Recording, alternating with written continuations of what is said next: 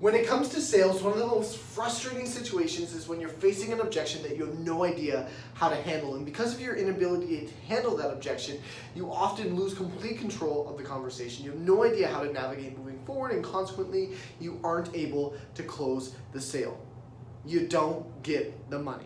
This is often frustrating to the point where you start to feel like a little bit of a failure, especially when you keep coming up against that same objection time and time again.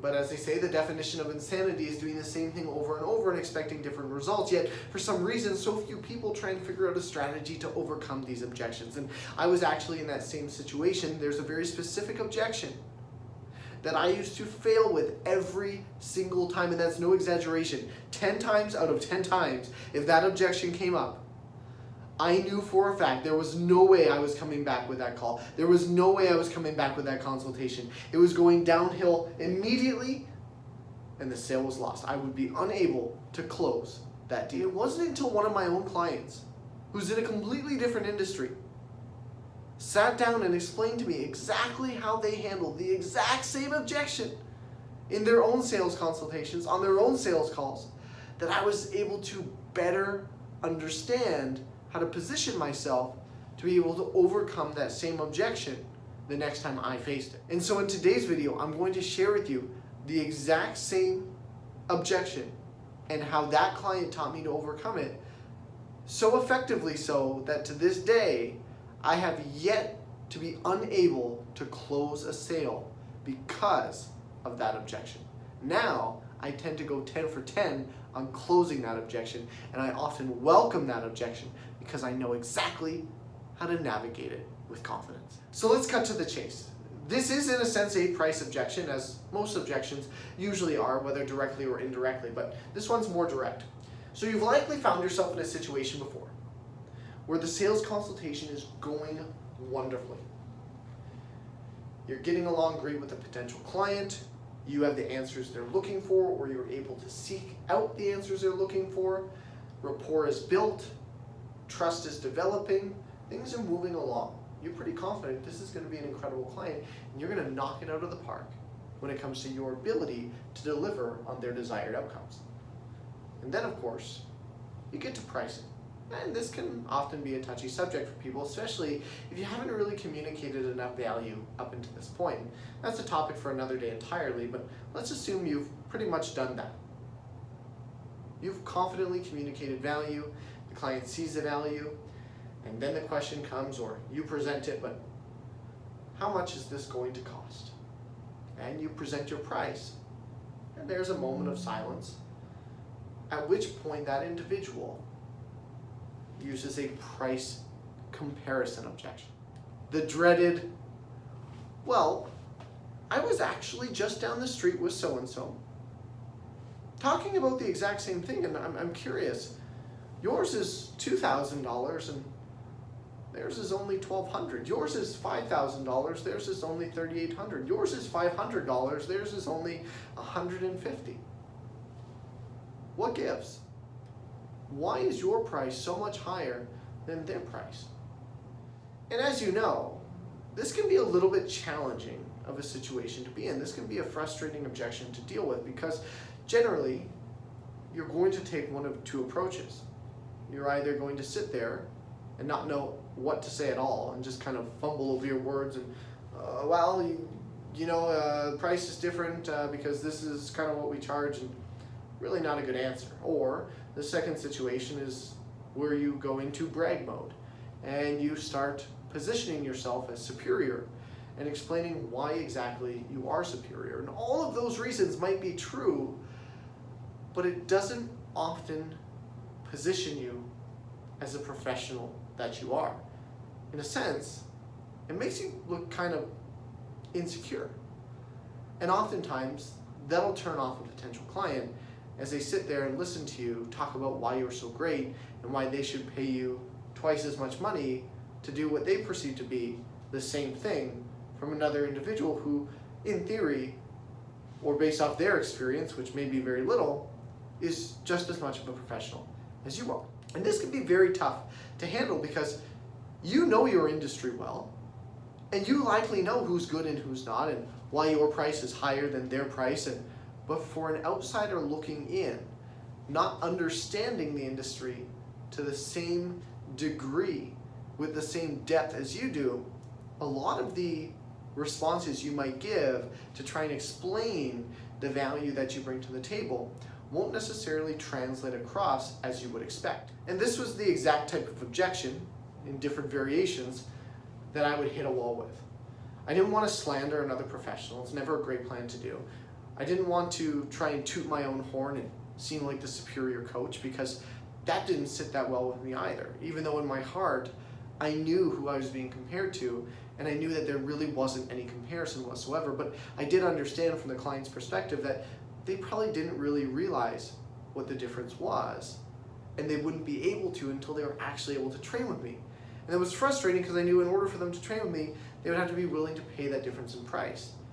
And it just made me want to pull my hair out, my luscious locks that you can see here. And so one day I was expressing this frustration to a client that had worked with me for about 6 or 7 years. And they said, you know what, I used to struggle with that exact same objection. But instead of just allowing it to bulldoze me over every time I was faced with it, I decided to come up with a strategy to handle it well. And I'm not sure if they created the strategy themselves. I'm not entirely sure if they read about it in a book, if they learned it from one of their own mentors, or if it was a combination of all three. I should probably ask them and find out. But this is the approach that they took. Let's say in theory, that same individual drops a price comparison objection. Why is this person $150 and you're $250? Why are you $3,000? And this person over here that I just went to is $2,000, and you both seem to be offering me what I can understand as a client as the same service and the same value. So instead of immediately fueling the ego and feeding into the trap of trying to showcase all of your strengths, what this client did was positioned the conversation as an opportunity for that potential client to sell themselves on you. What he would do is he would ask a simple question, sort of to change the direction of the conversation and take the pressure off of him to provide a response. The first thing he would do, and although maybe a little bit cocky, maybe a little bit humorous, arguably both with intent, was he would ask them why they hadn't signed up. Immediately. My goodness, $250 and mine's $500? Let's go. I want to sign up. That's a great price. Why wouldn't you have signed up right then and there? That's an incredible deal. And that would usually kind of shake up the conversation enough where it would get the attention of the individual who was questioning his prices, to which before he would even get an answer, he would immediately follow up with, let me ask you a quick question. Assuming that both of our prices were the same, who would you rather do business with? And now that question was key. That question made the whole objection disappear. Because very rarely would anyone ever come in to meet with you if they didn't have the desire or the intent to actually work with you in some capacity. It does happen, but it's extremely rare. Usually people are there for a reason, and he knew that. So he knew that by asking this specific question, if both prices were the same, who would you rather do business with, was a qualifier that was going to open up the door to give that individual the opportunity to actually sell themselves on why they were in the building, why they were sitting across from him at the time. So assuming that individual wanted to do business with him, which was 99.9% of the times the case, he would then simply ask, why? And allow them to answer whether it was 1, 5, or 10 reasons as to why they would prefer to do business with him if prices were the same. And the answers oftentimes would surprise him. They would catch him off guard, and sometimes they would be things he would automatically assume and things he would have touched on himself. But it allowed that individual the opportunity to express their rationale as to why they wanted to work with him and to highlight the reasons they found to be most valuable to them. Not what he thought might be most valuable or what he thought he did better than the other person. This was key. So you might hear things including but not limited to, I read your reviews online, you had better reviews, the other person had 2 and 3 star ratings, you had 4 and 5 star ratings. I've seen your results and they're much more impressive. I have seen no results from the other person, or I've heard kind of shady things about them, and I've heard only good things about you, or you work with 4 of my coworkers, 2 of my family members, 1 of my neighbors, we already have rapport. I followed you on social media for 5 years, I feel like I can trust you. All the way through to, well, you know what, I've kind of seen the fact that you've been in business for 10 years and the fact that that individual's only been in business for 2 months makes me a little bit nervous when it comes to spending my money. I like the way you hold yourself as a professional. You're well dressed, you're clean cut. The other person came in and they were a little scraggly and dirty, and there's so many reasons that somebody could bring up as to why they prefer to work with you, but he would just continue to dig. Why? Why else? What else? Really? Anything else? Just continuing to inquire as to pull out more reasons, to exhaust those reasons as to why that individual would prefer to work with him, and then he would conclude that conversation with, that is exactly why my price is what it is. And so you see exactly what he did was he presented that individual the opportunity to explain away their own objection. So they were the one that brought up the price comparison to begin with. They were the ones that said, hey, why is your price here and this person's price is here?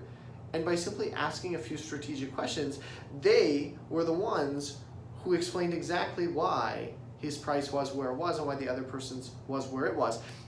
And not only that, but by giving them the opportunity to express their own points of interest, they explained it in a way which made sense to them. They presented points that were valuable to them, which made it that much more appealing as to why that price point might be higher, and further, much more likely that they would be understanding of the price difference and then further willing to pay the price difference because now they knew exactly why. In fact, they had known all along.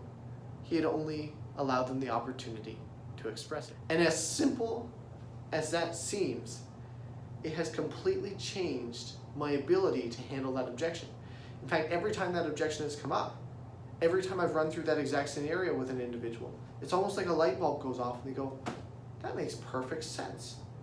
Those 8 specific points I just told you as to why I prefer to do business with you is exactly why you're $1,000 and the other person is $632.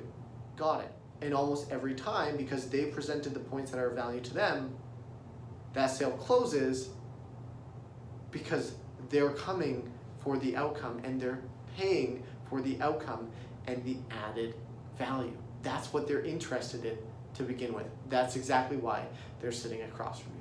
And it's your job as a coach to close that deal, because if you don't, you're doing a disservice to that person because they just expressed to you all the points of value that are likely going to end up helping them and allowing them to see the results that they want. And if you let them walk away, they're going to end up spending too much money on something that doesn't offer the value that they're looking for.